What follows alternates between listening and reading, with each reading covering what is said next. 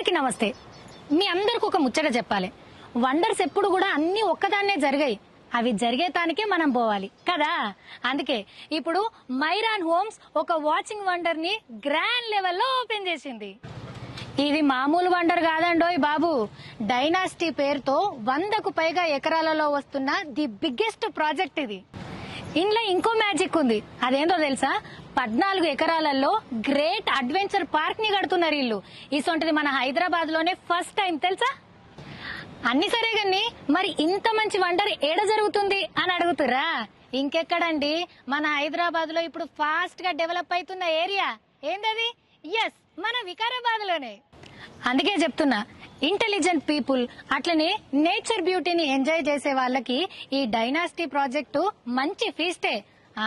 ఫీస్టే కాదు, the great festival కూడా. Dynasty grand లెవెల్లో ఓపెనింగ్